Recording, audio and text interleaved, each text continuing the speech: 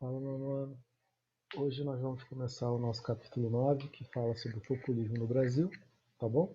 E nesse capítulo, como ele é um capítulo bem grande, eu decidi dividir. Hoje eu vou falar uma parte sobre ele, vou falar governo Dutra e governo Vargas, tá bom? E na aula que vem a gente continua com o governo JK, Jânio Quadros e João Goulart, tá?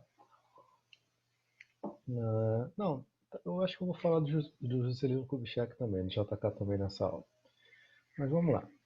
Pessoal, a gente, quando acaba com o Estado Novo lá em 45, nós entramos no período do Brasil chamado de período populista, tá? E durante esse período populista, nós teremos vários presidentes em que a base de seus governos estará em uma política populista. Alguns mais, outros menos, tá? E o que seria o populismo?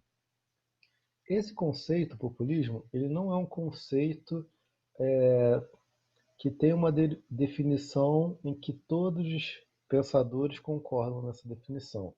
Por isso é um conceito muito controverso. Alguns entendem o populismo de uma maneira, outros entendem de outra. Tá? Agora, como muitos historiadores entendem esse conceito? Populismo, ele trata-se de um estilo de governo que existiu durante a metade do século XX. Tá? Então, quando a gente pega esse conceito, nós estamos falando da metade do século XX, lá da década de 40, 50 até 60, tá bom? Não só no Brasil, mas na América Latina como um todo, tá bom? E dentro desse estilo de governo, o que vai acontecer? Os governantes, né, os presidentes, eles vão buscar controlar as massas de suas nações, né, de seus países, através do uso de uma simpatia, né? Ou seja, vão tentar se aproximar das camadas populares, concedendo diversos benefícios, mas ao mesmo tempo controlando essas massas em prol do seu próprio governo, né? Em prol da sua governabilidade, ou seja, da sua de que ele não tivesse resistência para cumprir os seus reais objetivos, né? E muitos desses vão utilizar da criação de vários direitos trabalhistas, ou seja, aquilo que o Vargas já vinha fazendo na década de 30 e 40 em seu governo, né, era Vargas, esses políticos brasileiros, né, no caso do Brasil, vão se aproveitar, vão ver que deu certo com Vargas e vão passar a copiá-lo. Tá? Claro, nem todos serão bem-sucedidos nesse processo, mas alguns com certeza serão. Tá bom? E quais são as características principais de um regime populista? Nós temos as relações entre o líder e o povo, ou seja, o presidente ele não é visto apenas como um político, mas sim como uma liderança da própria população. Tá? A população se identifica com essa liderança e vai apoiar essa liderança, não importa o que aconteça, na maioria dos casos. Tá? Nós temos também uma política econômica extremamente nacionalista, ou seja, esses políticos eles vão buscar desenvolver o país. No caso do Brasil, vou me referir ao Brasil no restante da sala. Então, os políticos, os presidentes do Brasil vão buscar desenvolver a economia de uma perspectiva nacional. E como se faz isso? Em vez de você simplesmente pegar capital estrangeiro e investir no Brasil, você vai criar indústrias nacionais, como o Vargas vai fazer muito com a criação da Eletrobras e da Petrobras, uma companhia responsável pela reorganização, né, da matriz energética do Brasil, né, e outra uma companhia nacional que vai explorar o petróleo, que vai ter o controle da exploração do petróleo no Brasil, né? Além disso, nós temos também a existência de um líder muito carismático, e aí de líderes carismáticos a gente não falta, né? Temos Vargas, temos Juscelino, temos o Jânio Quadros em algum breve momento, e temos o João Goulart. O Dutra não foi lá um governante muito carismático. E o Café Filho também não vai ser. Tá? Temos também um jogo de alianças, e esse jogo de alianças é composto tanto pelos políticos populistas como também pelos seus opositores, que a gente vai falar já já quem vão ser no caso do Brasil. E esse estilo de governo ele nasce justamente por uma crise político, uma crise social até mesmo, né, e econômica que estará presente na América Latina durante essa fase do século XX. Então, o regime populista ele existe no Brasil? Existe, mas existe já também de forma muito presente, de forma muito importante também, na Argentina, que aí vai receber até um nome específico que será o peronismo, baseado no presidente Perón, tá? Em que até a sua esposa também vai ser bastante popular. Mas disso aí vocês vão estudar mais para frente no ensino médio, tá bom? Agora, agora que a gente já entendeu um pouco o que significa o populismo, né? Vamos ver como que ele acontecerá no Brasil. Primeiro, nós temos o governo Dutra, de 46 até 51. E quem foi o Eurico Gaspar Dutra, né? Ele havia sido um general que até então era aliado do presidente Vargas durante a Era Vargas, só que com a crise do varguismo no final da Era Vargas, no final do Estado Novo, Vargas ele é retirado do poder através de um golpe em 45 e em eleições naquele ano nós já tínhamos o retorno dos partidos políticos, né, e tudo mais, e o Dutra ele acaba sendo eleito pelo PSD, que era um partido político formado, sobretudo, pelos tenentes de interventores da época lá, do início da Era Vargas, e por antigos aliados de Vargas, tá bom? Mas, apesar de serem antigos aliados, o Vargas ainda tinha uma grande influência nesse partido. Outros partidos que surgiram nesse momento também foram a UDN, o PTB e o PCB. O PCB que já existia, que era o Partido Comunista do Brasil, Partido Comunista Brasileiro, tá?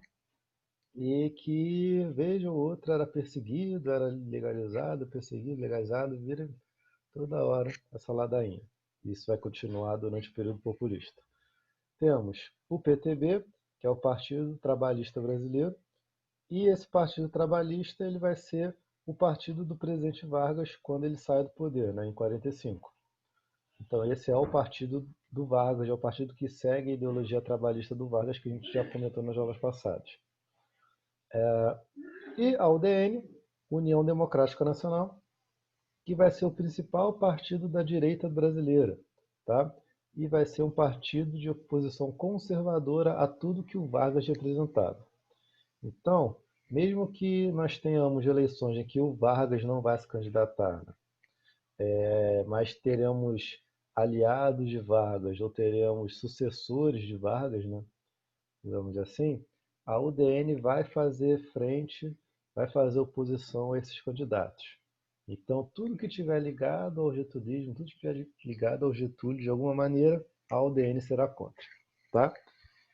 Então, aquelas características nacionalistas que a gente falou, do líder carismático, do populismo e tudo mais, a UDN, quando identifica essas características em Vargas e em seus aliados, ela será contra, tá? Dito isso, o Dutra é eleito e em 46, em seu mandato, ele convoca uma Assembleia Constituinte. E nessa Assembleia será votada uma nova Constituição e ela terá participação de políticos ligados a esses partidos que eu acabei de mencionar a vocês. E uma questão muito interessante é a grande participação do Partido Comunista do Brasil, Partido Comunista Brasileiro, na elaboração dessa nova Constituição, tá bom? E quais serão as características dessa Constituição em 46? Nós teremos o voto obrigatório para maiores de 18 anos, tá? No livro de vocês coloca para mulheres a partir de 21, mas uma coisa que eu devo falar para vocês é que esse capítulo do livro de vocês está com alguns erros históricos graves.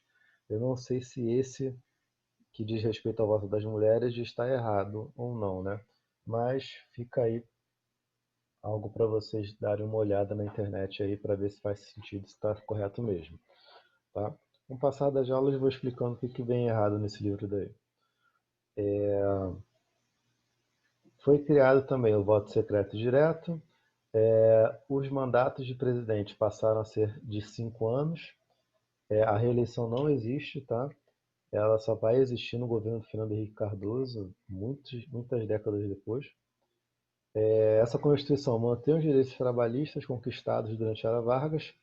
Ela também vai manter a liberdade religiosa, tá? Com a criação do Estado laico. Só que essa é uma liberdade religiosa bastante controversa. Por quê? Na Constituição de 46 dizia, por exemplo, que é, poderiam ser praticados as religiões, né, os cultos, contanto que eles não interferissem na ordem pública. E o que isso significa dizer? Que se você fizesse algum ritual religioso, né, da sua religião, e a polícia entendesse que aquele ritual estava desobedecendo à ordem pública, mesmo que não fosse nada, mesmo que fosse uma questão de opinião, você seria impossibilitado de praticar sua religião naquele momento. Então essa liberdade religiosa é um pouco controversa, ainda mais quando a gente pega a época que é 46, né, que é uma época mais de atrás, né, que as pessoas nem sempre eram muito tolerantes. Além disso, temos o direito de greve e liberdade de expressão, que também será bastante controverso. A gente vai falar melhor sobre isso durante o novo governo Vargas, tá? Então, com o governo Dutra, o que estava acontecendo no Brasil? O Brasil sai da crise do Estado Novo e permanecerá em crise durante muitas décadas, tá? Então, para tentar resolver esse cenário de crise econômica no Brasil, o Dutra ele vai elaborar um plano, que é chamado Plano SALT, tá? Ele elabora em 49, é colocado em prática entre 49 e 51, tá? E vai até o início do governo Vargas, de novo. E esse plano ele vai ser uma política de investimentos do governo brasileiro em 4 áreas específicas, né? Em saúde, alimentação, transporte e energia. Não é educação, tá? As pessoas elas às vezes confundem.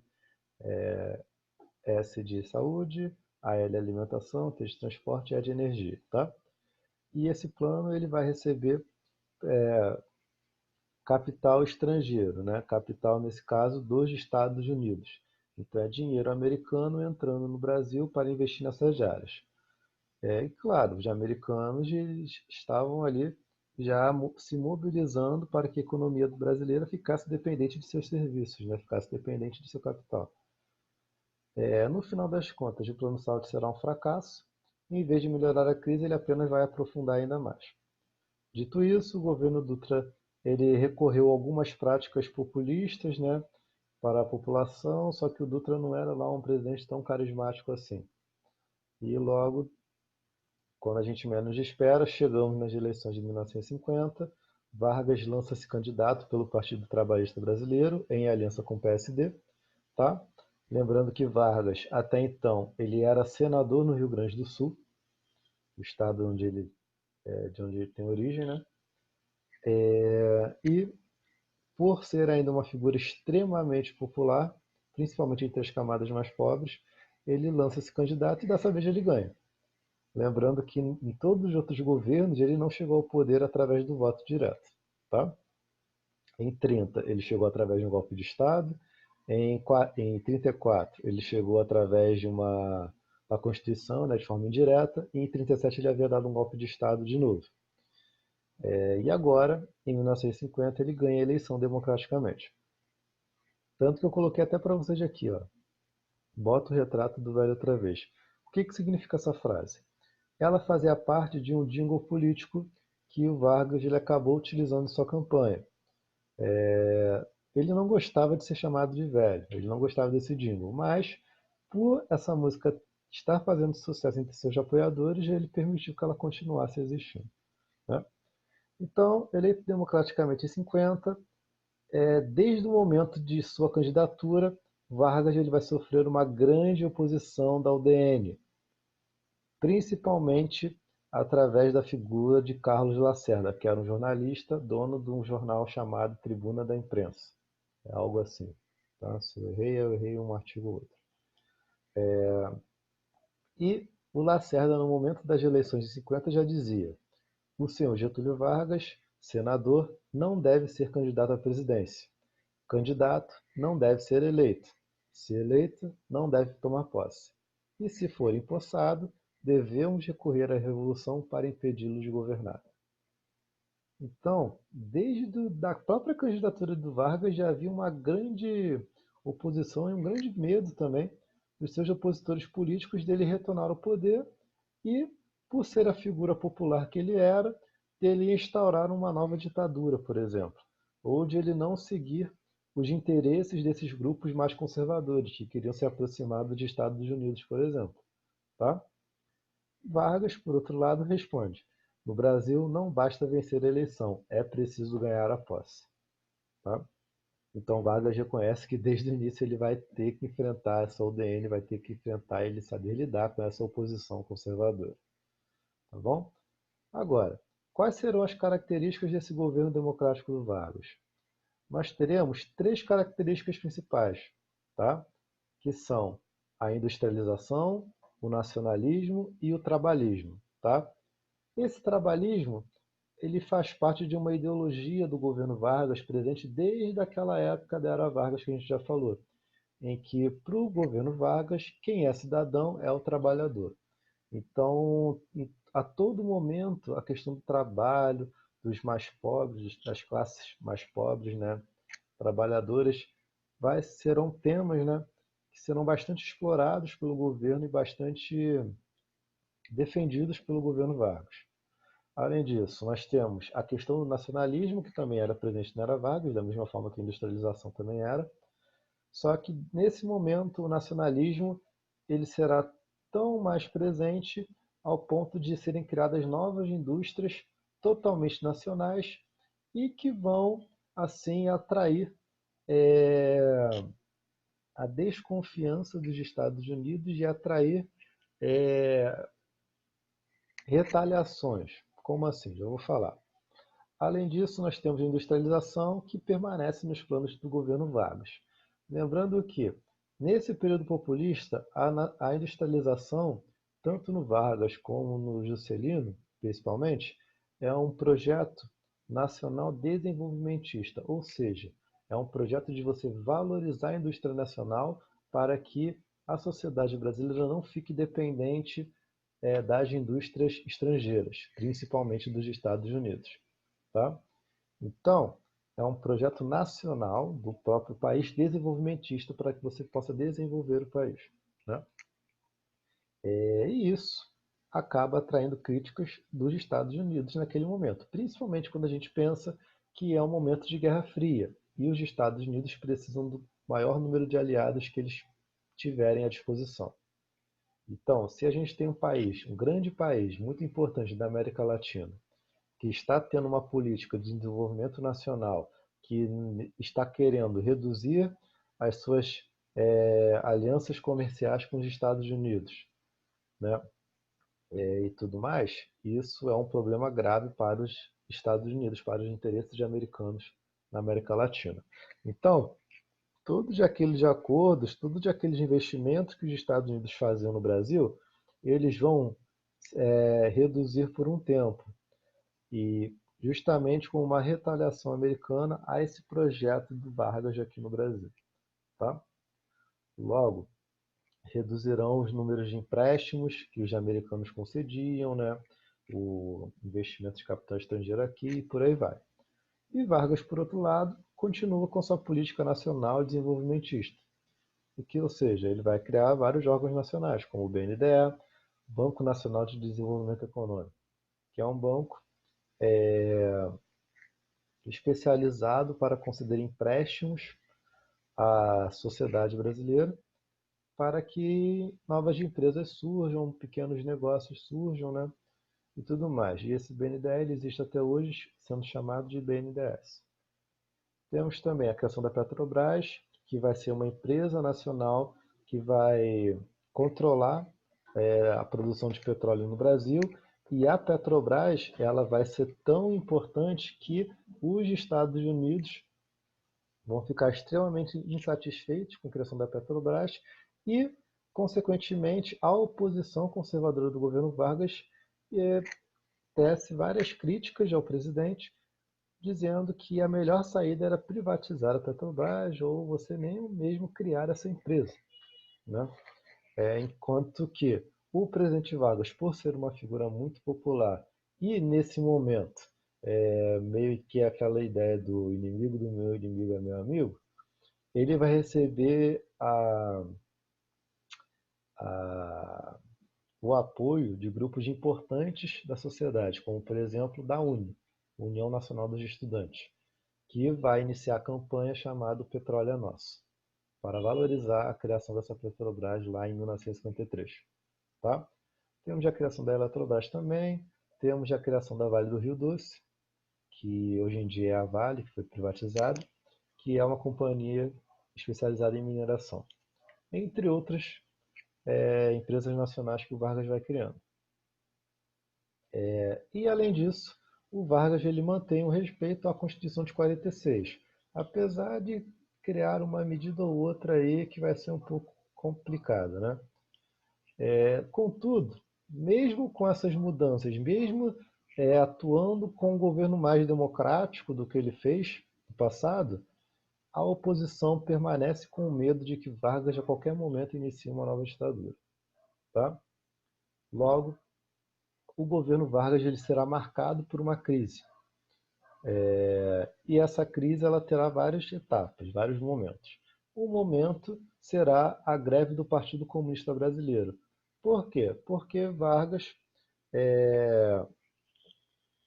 ele tinha criado. Peraí, gente. O Vargas ele tinha elaborado um decreto em que ele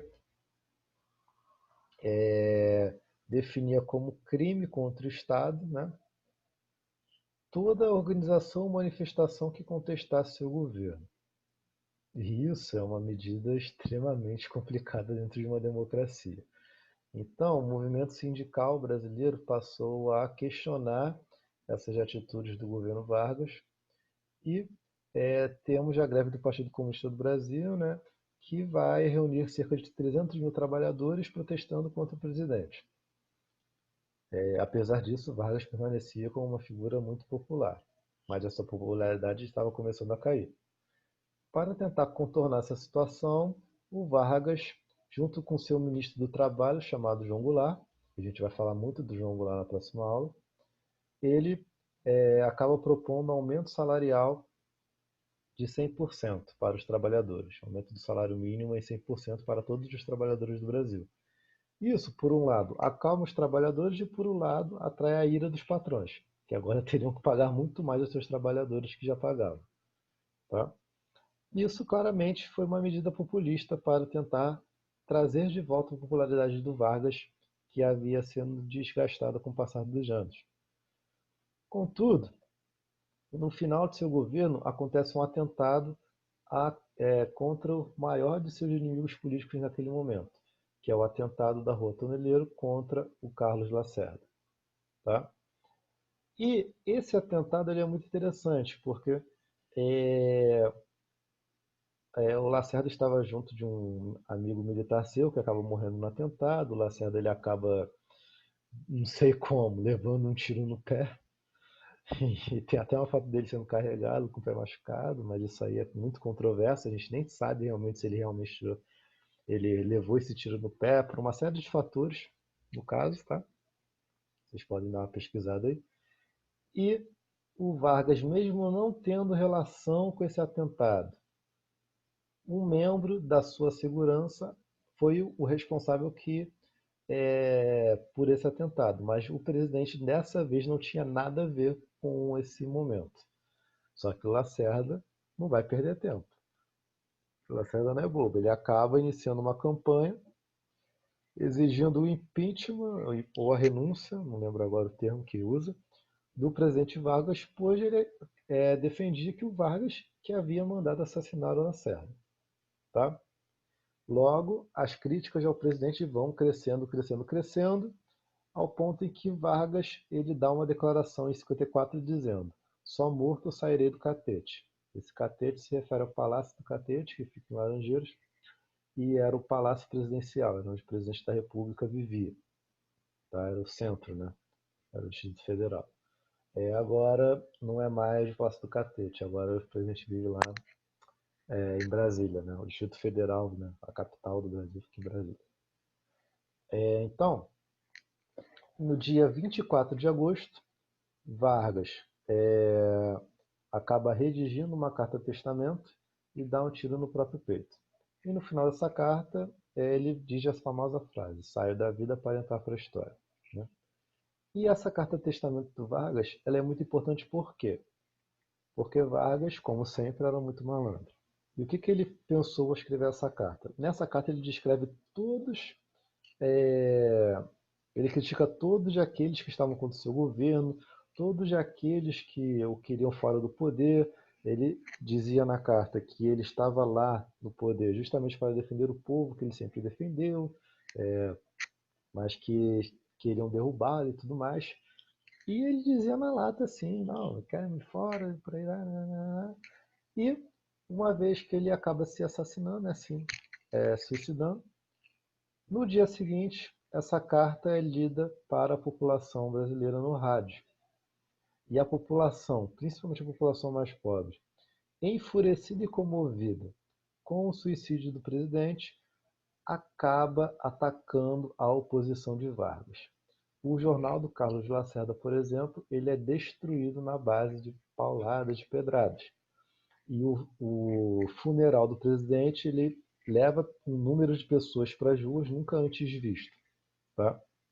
Logo, a oposição sai extremamente enfraquecida dessa última jogada política do Vargas. E os historiadores concordam que é justamente o suicídio do Vargas que acaba atrasando com que essa oposição pudesse chegar ao poder. Então, se a gente tem um golpe militar que ocorre em 64 e começa a ditadura no Brasil, essa ditadura, na verdade, poderia ter começado não com uma ditadura, mas com as mesmas peças no poder 10 anos antes, se não fosse esse suicídio do Vargas, que, de certa maneira, é como se fosse mais um golpe. Né? No final da história, assumiria o vice de Vargas, o Café Filho, que não fez um mandato muito característico, né? Pelo menos não para a gente no nono ano. E novas eleições foram organizadas, e nessas novas eleições já acaba sendo eleito JK, pelo PSD, Partido Social Democrático, Social Democracia, não lembro agora. Tá? Eu vou fazer o seguinte, sobre o governo JK e os próximos, a gente continua aula que vem, tá? Essa aula aqui já está um pouco grande, vamos manter por aqui hoje. Tá bom? Fica aí de sugestão para vocês. Procurem a carta do Vargas, é uma carta pequena. Deem uma lida nela que é bem interessante, tá? Procurem sobre o atentado ao Carlos Lacerda também, que é bem engraçado, assim, quando você percebe que é uma jogada política que o Lacerda faz sobre esse atentado.